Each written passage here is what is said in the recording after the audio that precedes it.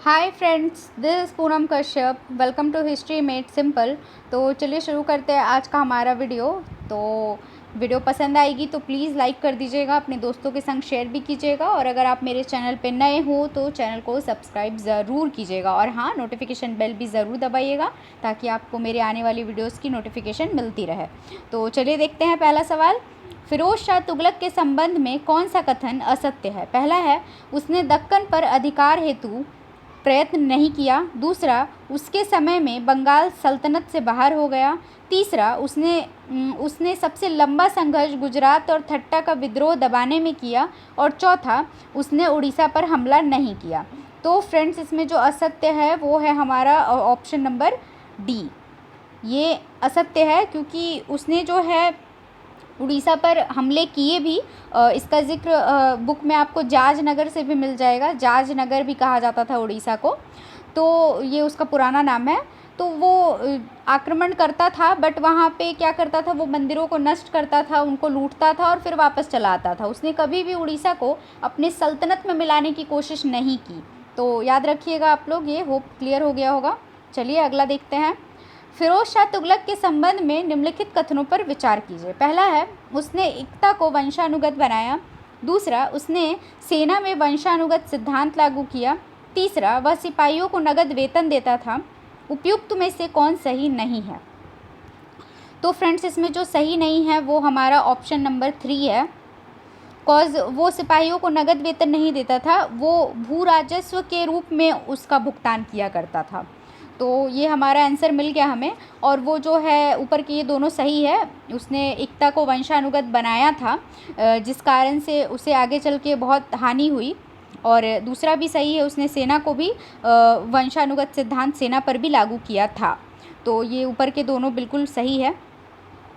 चलिए इस हिसाब से देख लेते हैं, हमारा ऑप्शन नंबर सी केवल 3 सही हो जाएगा। अगला देखते हैं।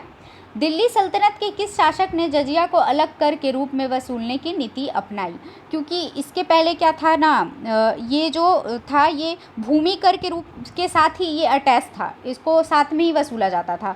बट इनमें से एक शासक के बारे में मैं पहले ऑप्शन बता देती हूँ। पहला है अलाउद्दीन खिलजी, दूसरा बलबन, तीसरा फिरोज शाह तुगलक और चौथा है मोहम्मद बिन तुगलक। तो ये जो जजिया अलग से जब ये वसूला जाने लगा, ये हुआ फिरोज शाह तुगलक के शासनकाल से। उससे पहले ये भू राजस्व जो वसूला जाता था उसी के तहत इसको भी वसूल लिया जाता था। बट आगे चल के इसने क्या किया, इस कर को इसने ब्राह्मणों पे भी लागू कर दिया, याद रखिएगा आप लोग। और ये जो था सिर्फ़ और सिर्फ उन लोगों को माफ़ था जैसे महिलाएं, बच्चे, फिर अपंग, फिर अनाथ या फिर अंधे, ऐसे लोगों पे ये कर माफ़ था। तो आप लोग इसे याद रखिएगा। अगला देखते हैं।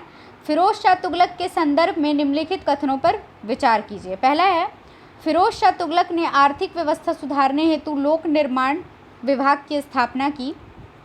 दूसरा, उसने राजनीतिक महत्व को देखते हुए कुलीन लड़कों को गुलाम बनाया।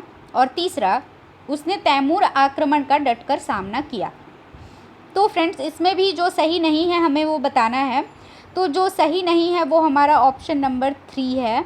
उसने तैमूर आक्रमण का डटकर सामना किया, ये जो है कथन ये गलत है।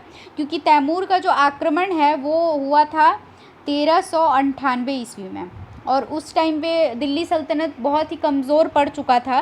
क्योंकि उस टाइम पे फिरोज शाह तुगलक का जो बेटा है नासिरुद्दीन महमूद, वो था गद्दी पे। तो ऑटोमेटिक ये जो कथन है इस हिसाब से गलत हो गया हमारा। और ऊपर के जो दोनों हैं वो सही है। उसने जो है आर्थिक व्यवस्था सुधारने के लिए लोक निर्माण विभाग की स्थापना की थी, उसने बहुत सारे नहरों की मरम्मत भी करवाई थी। उसके बाद ये भी बिल्कुल कथन सही है दूसरा वाला, कि उसने राजनीतिक महत्व को देखते हुए कुलीन लड़कों को गुलाम बनाया। जब उसके सैनिक कहीं जाते थे और वहाँ पे लूट मार करते थे या फिर हमला करते थे उस स्थान पे, तो वहाँ के जो कुलीन परिवार के जो छोटे छोटे बच्चे हुआ करते थे, ये जो लड़के हुआ करते थे, उनको ये लोग गुलाम बनाकर लेके आते थे। तो ये बिल्कुल सही है। तो इस हिसाब से हमारा कूट का ऑप्शन नंबर डी केवल 3 सही हो जाएगा। अगला देखते हैं। इसे सम्मिलित करना है सूची 1 को सूची 2 से। तो चलिए देख लेते हैं। सैन्य विभाग का हो जाएगा फ्रेंड्स दीवाने अर्ज। दूसरा है धार्मिक विभाग, एक तरह से कह सकते हैं विधि विभाग का ही दूसरा नाम होगा धार्मिक विभाग। इसका हो जाएगा फ्रेंड्स दीवाने रिसाल, दीवाने रिसाल ये हो जाएगा। पत्राचार विभाग का हो जाएगा दीवाने इंशा। और कृषि विभाग का ये सबको पता होगा दीवाने आमिरे कोही, ये इसका सही मिलान है। तो इस हिसाब से कूट का ऑप्शन नंबर सी सही हो जाएगा, ऑलरेडी लगा हुआ है। चलिए अगला देखते हैं। निम्न में से दिल्ली सल्तनत के किस शासक ने सर्वप्रथम भारत में सैन्य विभाग की स्थापना की थी? ऑप्शन नंबर पहला अलाउद्दीन खिलजी, दूसरा बलबन, तीसरा फिरोज शाह तुगलक और चौथा जौना खां। तो फ्रेंड्स इसका सही आंसर हो जाएगा हमारा ऑप्शन नंबर बी बलबन। इसने जो है सेना का प्रमुख होता था आरिज, पता ही होगा पिछले वीडियोज़ में भी मैंने इसके बारे में आप लोगों को पढ़ाया है। तो आरिजे ममालिक जो होता था वो सेना का प्रमुख होता था। तो सर्वप्रथम बलबन को ही ये ज़रूरत लगी कि इसके लिए एक अलग से विभाग होना बहुत ज़रूरी है ताकि इसकी कमियों को दूर किया जा सके। तो होप आप लोगों को क्लियर हो गया होगा। चलिए अगला देखते हैं। वजीर के संदर्भ में निम्नलिखित कथनों पर विचार कीजिए। पहला है 14वीं सदी में इसे राजस्व विशेषज्ञ माना जाता था। और दूसरा है यह आय व्यय दोनों का प्रबंध रखता था। तीसरा है फिरोज शाह तुगलक ने ख्वाजा जहाँ को अपना वज़ीर बनाया था। तो इसमें जो असत्य है वो बताना है।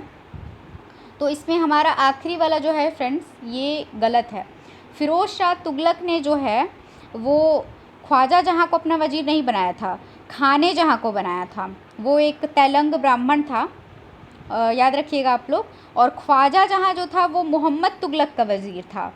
तो याद रखिएगा ख्वाजा जहाँ, मैं यहाँ लिख नहीं पाऊँगी, कोशिश करती हूँ, मोहम्मद तुगलक का।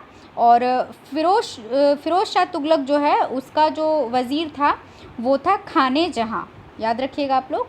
तो हमारा आंसर मिल गया इस हिसाब से ऑप्शन नंबर सी। केवल 3 जो है वो असत्य है और ऊपर के ये दोनों ही बिल्कुल सही हैं। चलिए अगला देखते हैं।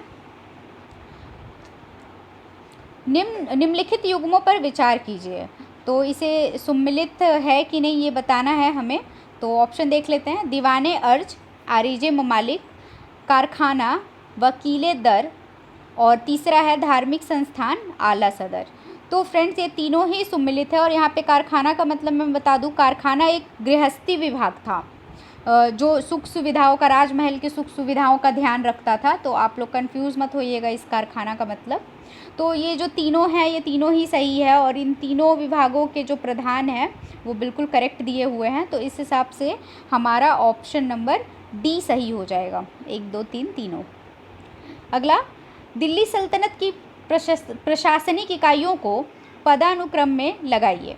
पहला है सिख, गांव, सूबा, परगना। दूसरा सूबा, सिख, परगना, गांव। तीसरा है सूबा, गांव, परगना, सिख और चौथा है परगना, सूबा, गांव, सिख। तो फ्रेंड्स इसका जो सही क्रम होगा वो होगा हमारा ऑप्शन नंबर बी, सूबा, सिख, परगना और गांव। चलिए अगला देखते हैं। दिल्ली सल्तनत के आर्थिक सामाजिक जीवन के संदर्भ में निम्नलिखित कथनों में से कौन सा सही नहीं है? पहला है उस काल में चांदी के टंके और तांबे के दिहरम आधारित मुद्रा प्रणाली प्रचलन में थी। दूसरा, भारत पश्चिम एशिया से साटन कांच के बर्तन तथा घोड़ों का आयात करता था। तीसरा, लोहे की रकाबों का प्रयोग अधिक प्रचलन में था। और चौथा, उस काल में भारत फारस की खाड़ी और लाल सागर के समीप के देशों के साथ व्यापार नहीं करता था। तो फ्रेंड्स इसमें जो सही नहीं है वो हमारा ऑप्शन नंबर डी है, क्योंकि ये बिल्कुल ही गलत है। क्योंकि फारस और लाल सागर के आसपास के जो देश थे वो भारत से व्यापार करते थे और उन्हें विशेषकर भारतीय माल में जो कपड़े हैं यहाँ के, जैसे सूती वस्त्र हुए, ये सब बहुत ज़्यादा उनके पसंदीदा थे। तो ये बिल्कुल गलत है। तो हमारा ऑप्शन मिल गया ऑप्शन नंबर डी। तो फ्रेंड्स आज की वीडियो में बस इतना ही। Thank you so much video को पूरा देखने के लिए। तो अगर वीडियो पसंद आई है तो वीडियो को लाइक कीजिए, अपने दोस्तों के संग शेयर कीजिए, और अगर आप मेरे चैनल पे नए हो तो चैनल को सब्सक्राइब ज़रूर कीजिए। और हाँ, अगर आपने मेरी पुरानी वीडियोज़ नहीं देखी है तो जाके प्लेलिस्ट चेकआउट कीजिए, बहुत सारी वीडियोज़ ऑलरेडी बनी हुई है। तो मिलते हैं हमारे नेक्स्ट वीडियो में। Till then tata, bye bye, take care.